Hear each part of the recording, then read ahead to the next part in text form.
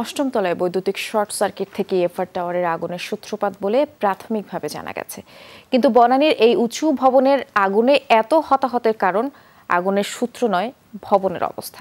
Fire service বলছে ভবনটিতে অগ্নি নিরাপত্তা নেই, এই নোটিশও দেওয়া হয়েছিল, কিন্তু কানে নেয়নি ভবন মালিকরা। এমনকি ভবনটি থেকে বের হতে ছিল না ন্যূনতম রাস্তা।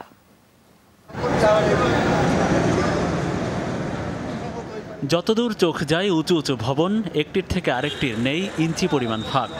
ভবনগুলোর বেশিরভাগেরই নেই অগ্নি নিরাপত্তা, নেই বের হবার জরুরি পথও। এমন সময় যদি আগুন লাগে তাহলে ক্ষয়ক্ষতি কতটা হবে সহজেই তা নিশ্চয়ই অনুমেয়। হয়েছেও তাই। হঠাৎ লাগা আগুনে পুড়ে ভস্মীভূত বনানীর এফআর টাওয়ারের ৮, ৯ এবং ১০ তলা। ফ্লোরগুলোতে ট্যুর অ্যান্ড ট্রাভেলস, লজিস্টিক্স এবং গার্মেন্টস প্রতিষ্ঠানের অফিস ছিল।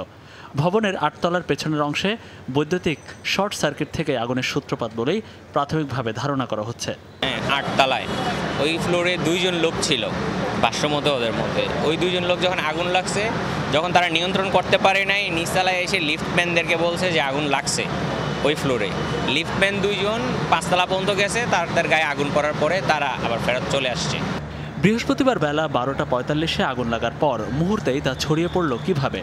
পুরান ঢাকার মতো এখানে তো কোনো দাহ্য গোডাউন ছিল না। আবার দেখতে আধুনিক ভবনে লাগা আগুনে এত মানুষই বা মরল কেন, এমন প্রশ্নই আসছে ঘুরে ফিরে। Fire exit is very important.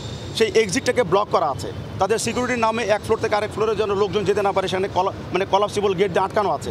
তো এই জিনিস থাকলে তো মানুষ এক্সিট করতে পারবে না। সিলিং একটা কেমিক্যালের তৈরি করা, ফ্লোরে কার্পেট দেওয়া আছে, সেটা একটা কেমিক্যালের তৈরি করা। এর ভিতরে যত রকমের ওয়্যার আছে সেগুলো প্রত্যেকটাই কিন্তু একটা প্লাস্টিক জাতীয় পদার্থ। এগুলো গলে গিয়ে যে স্মোক তৈরি করেছে। এছাড়া তো ফাইলপত্র ছিলই, বিভিন্ন ফাইল, ক্যাবিনেট, ফাইল। প্রত্যেকটা ভবনকে আমরা নোটিশ দিয়েছি, চিঠি দিয়েছি। আমরা এগুলো করার পরে কিছু হয়তো ইমপ্রুভমেন্ট হয়েছিল, কিন্তু যেটা হয়েছে সেটা কোনো স্ট্যান্ডার্ড ইমপ্রুভমেন্টের মধ্যে পড়ে না।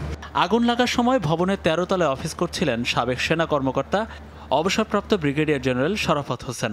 একজন প্রকৌশলীও তিনি। জানালেন এফআর টাওয়ারের নানা অসঙ্গতির কথা। না, এখানে তো একটা স্টেয়ার ছাড়া নাই।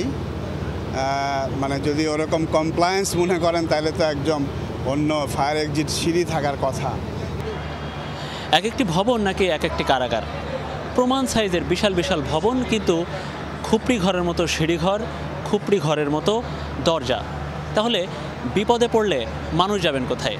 তারপরে এই ঘটনাস্থল এফআর টাওয়ারের ছিল না তেমন জরুরিভাবে নামার দরজা, আর যেখানে দরজা ছিল সেগুলোও ছিল বন্ধ।